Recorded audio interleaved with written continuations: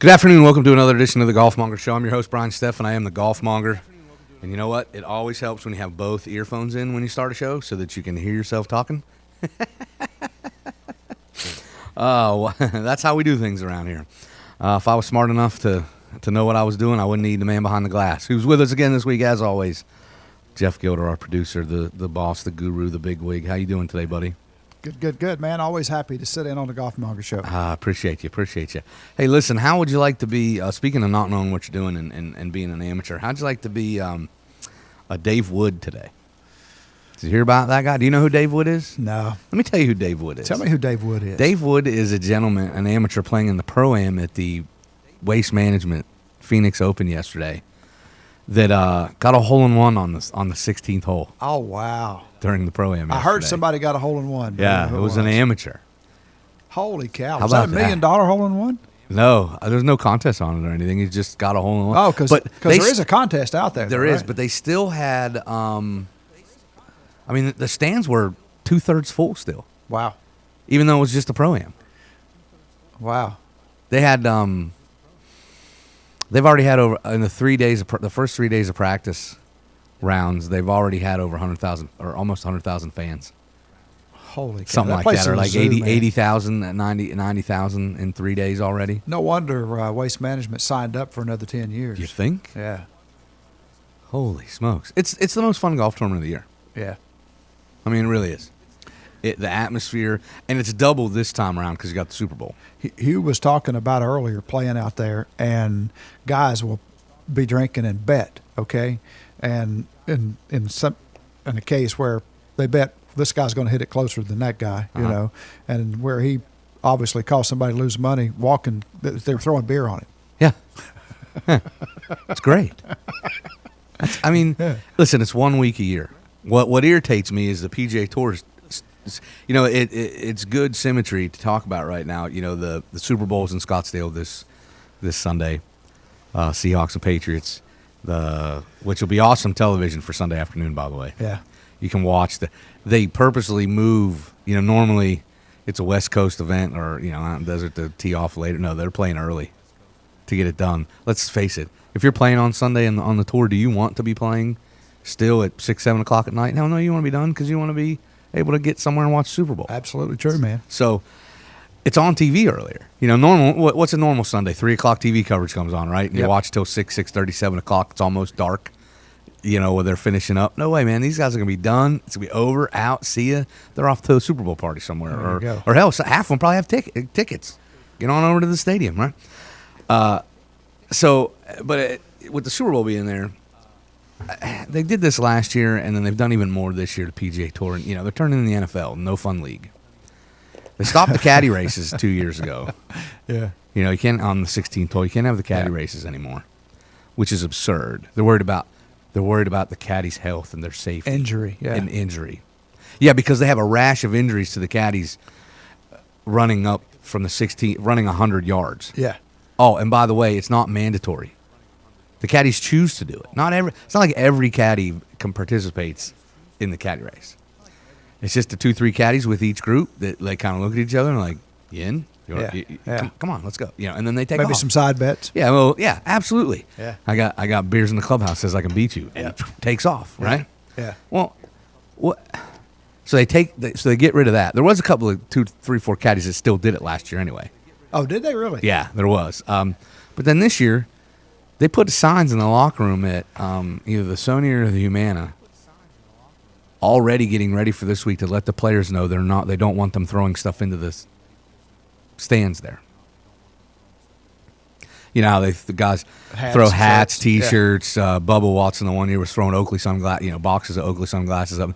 They don't want them throwing the stuff in there. They're worried about fan safety. I see. Let's make golf a little more stuffed shirt and a little more boring than it already is. Yeah. It's the one tournament.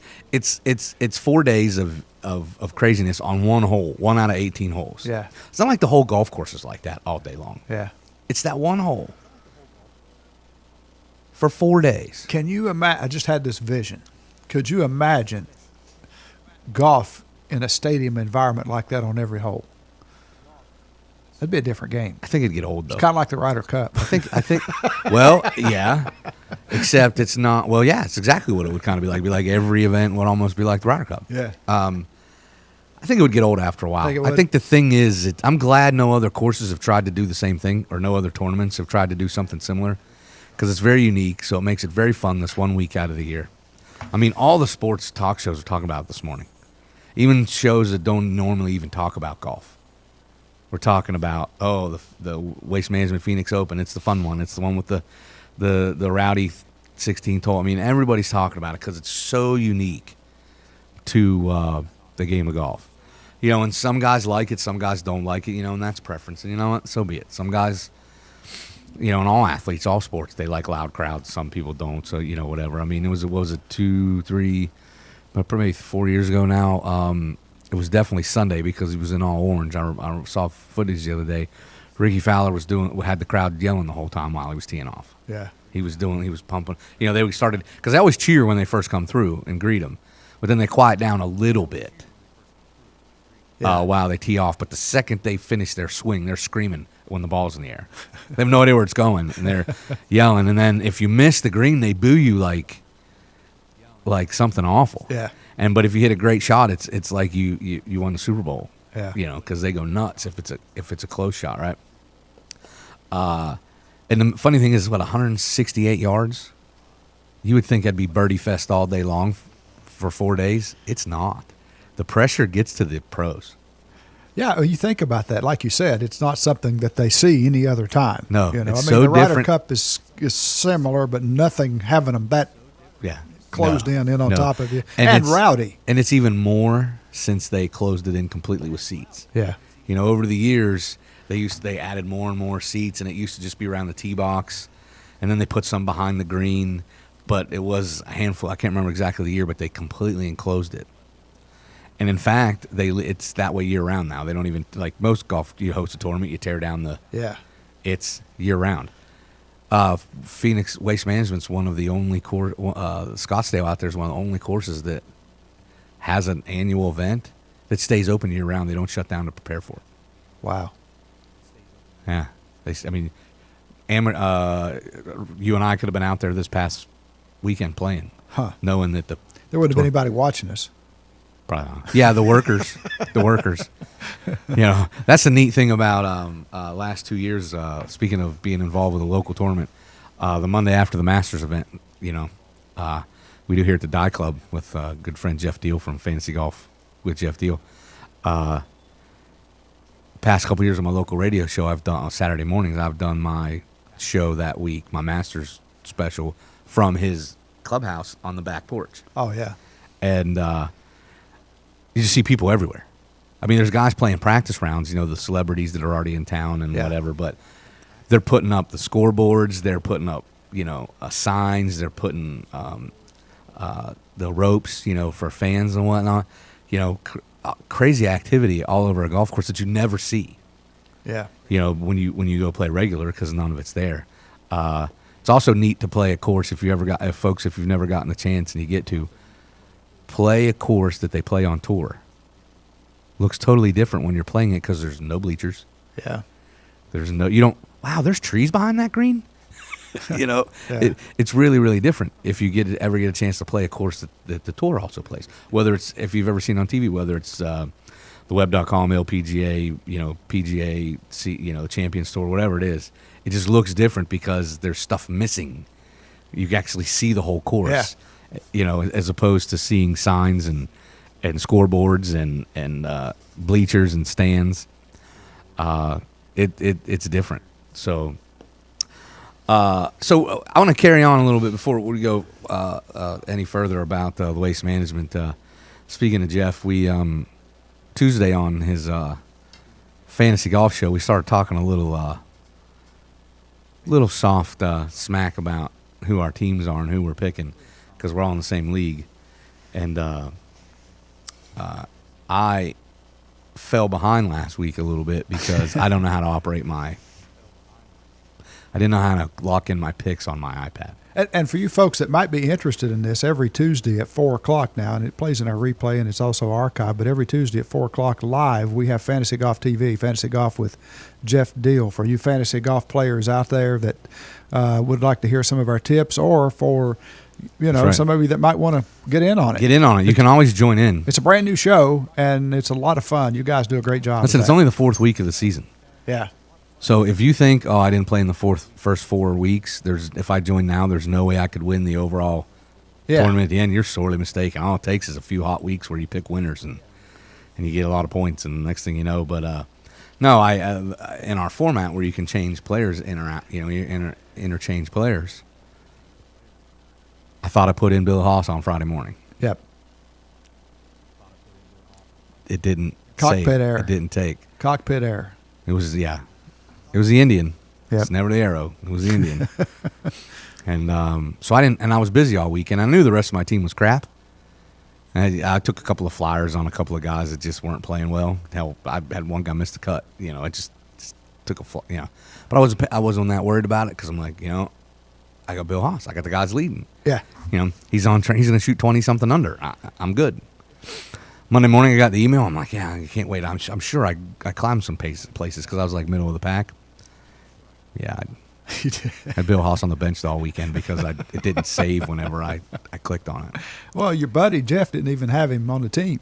No, well, and he sat here on Tuesday and said he was going to pick him. Yeah. He talked about him during the show. He said he was thinking about putting him on his team, and then last minute, he took him off, put somebody else on. Yep. So we were talking, Jimmy Biggs, our good buddy Jimmy Biggs, fired the first shot this morning about bragging about his team on Twitter. So we've been going back and forth about that, and I've got who's my team this week? I've got I'm starting a little stretch again. I'm starting Brooks Koepka, Hunter Mahan, Phil Mickelson, and Charlie Hoffman. You're starting Hunter Mahan? I am. I don't play him on Sundays. He chokes on Sunday.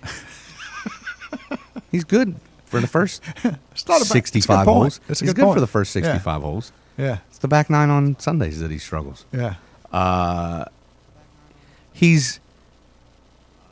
won it in 2010, and since then, 3 of his other 4 starts have been top 10 finishes. He likes the course. Yeah. So I'll play him, and we'll see how it goes. I've got Bubba Watson and Ricky Fowler on the bench. Yeah, but Bubba's kind of, But again, I'm hedging my bets because you don't know what Bubba's going to do. Yeah. If he goes out and puts up a decent score today, I'm definitely subbing, unless Koepka goes out and does something like 9 under or something today. But he's been playing really well. He spent most of the season last year. He earned his tour card back by going through the European Tour. Yeah. Which is not a lot of guys do. They go down to web.com or they try to Monday qualify for stuff. He played in 16 PGA Tour events last year, but it was because of his play on the European Tour. Yeah. And he won his last event. He finished last year. He won the Turkish Open. There was a good field there.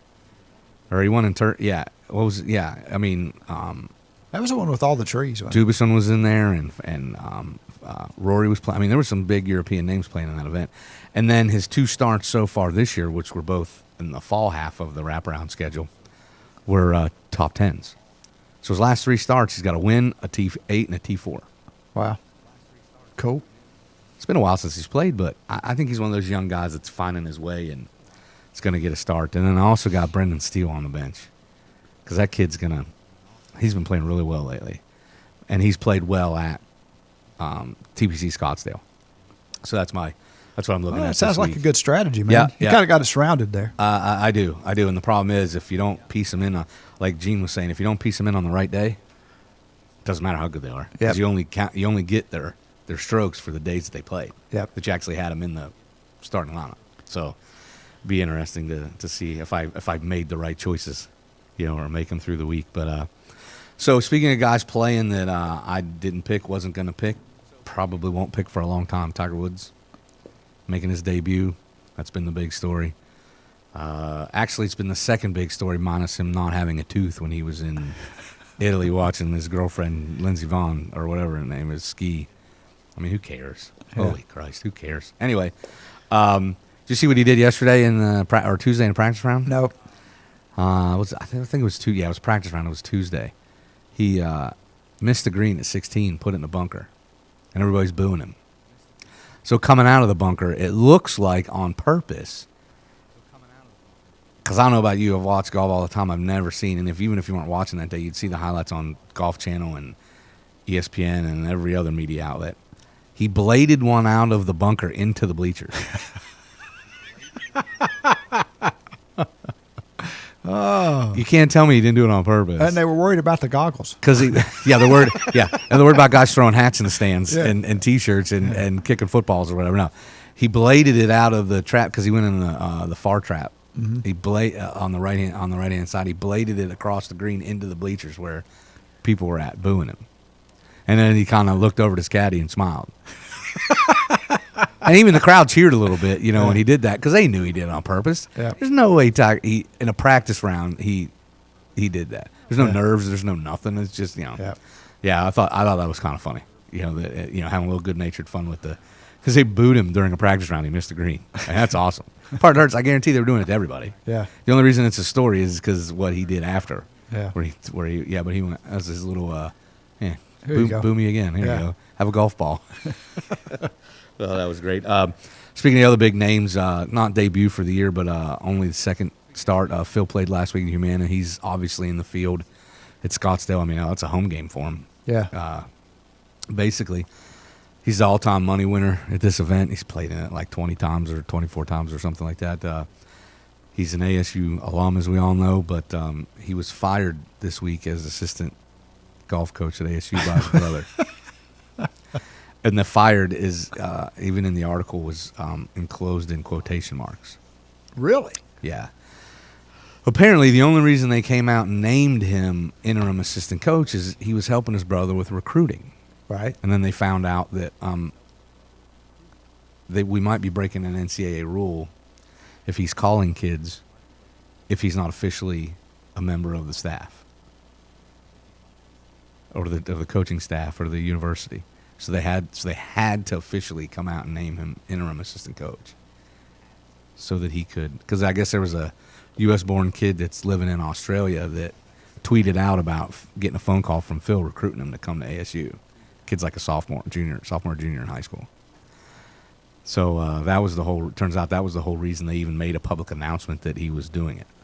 Wow. But now that he's back, and we all knew this, we talked about it when it first came out months ago. We knew as soon as he started playing again, he was going to resign or step down, or because that was just a stopgap till they hired a real assistant coach. Turns out they probably had one all along.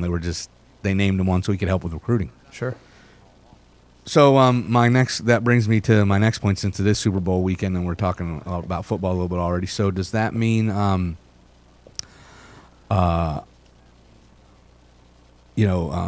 guys like Chris Carter could be named interim assistant coach? Urban Meyer can do that at Ohio State so he can make recruiting phone calls and ask kids to come play at Ohio State, right? I mean, can you get a famous alum to go do that? Can Matthew McConaughey be named assistant director of ticketing or whatever at Texas so that he can call recruits and high school kids and ask them if they want to come play? Are you saying a potential rule change in the works here? I'm just throwing it out there. Yeah. I mean, there's a lot of gray area in the NCAA and their rules and what's fair and what's not fair.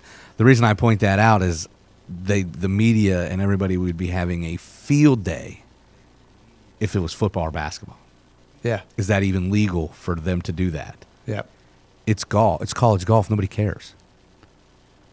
It's actually just a funny story, and we're laughing about it now. Yeah. But I mean, from a former NCAA athlete, played golf and baseball, and you hear about it all the time. I don't even know, is that even allowed? I mean, technically, can they do that? But I guess they can. So what's to stop? John Calipari at Kentucky from asking in the offseason, asking any of his 50 guys that he sent to the NBA to, you're an interim assistant coach, so they can make recruiting calls. Good point. And maybe that is allowed, and that's why we've never heard about it. Maybe they do that anyway. Maybe it's not illegal for an alum to say, hey, I think you should come to our school and call the kids directly. Maybe it's not a violation because they're It's America, free speech. You're allowed to talk to people, right? Yeah. Except for when it's the NCAA, then it's not America because it's more like Russia because they make all the rules. Yeah, and, it's more and like restrict something, things. yeah. Yeah, it's more like something. Yeah. It's not Russia, is it, Danny? No. Okay, good. little Ty Webb Caddyshack quote there. So I thought that was kind of a funny note that Phil got fired this week. As technically, I think it was yesterday before the tournament started. Today, he was fired as interim assistant coach by his brother. At ASU, and even Phil joked about it with the media. He says, "Yeah, I guess I just wasn't something. I just need to be done. I just need to move on. I got fired. Whatever. But the interesting comparison there is, could you do that in the major sports? Yeah. Would somebody care if it was happening at football or basketball? No one cares because it's golf. Yeah. And it may truly be legal, and that's why nobody cares. I don't know. I find it hard to believe though, because I think you would see more of that. Yeah. In the football ranks, Yeah, why wouldn't if it you? was allowed? Yeah. I was gonna say, why wouldn't you? Yeah. If you're Alabama, Ohio State, Florida, these big time Yeah, programs, yeah. Michigan, why wouldn't you have your great alum that were willing to do it call on these kids and say, "Hey, man, you should come play." Yeah. These kids be like, "Oh my god, Chris Carter just called me."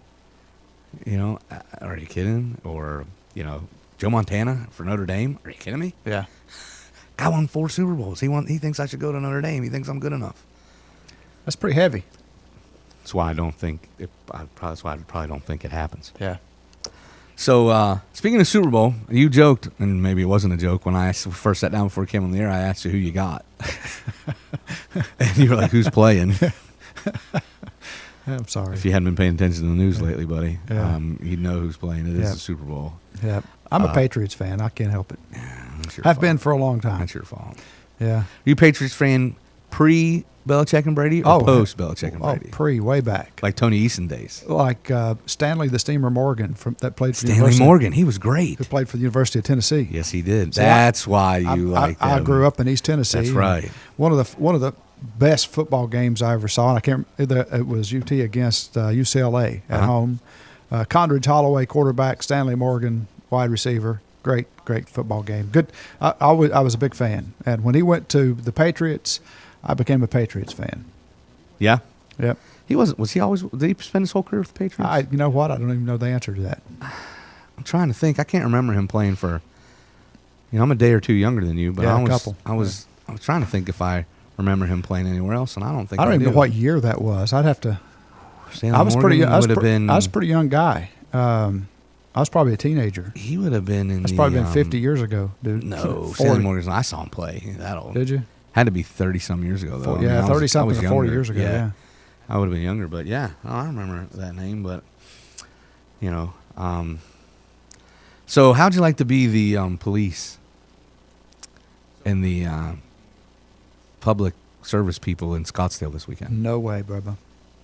Yeah. How do you handle the madness that is the waste management? Think about what's going and then on. Pair it together with the Super Bowl. Think about what's going on behind the scenes with Homeland Security and stuff like that. That's what I mean. Yeah. That's what I mean. Oh, by the way, I'm meaning to ask you. Do you know? Remember a few months ago when you were all upset because you lost your little remote control plane that you had the camera with, whatever. They found it at the White House the other day. They found one.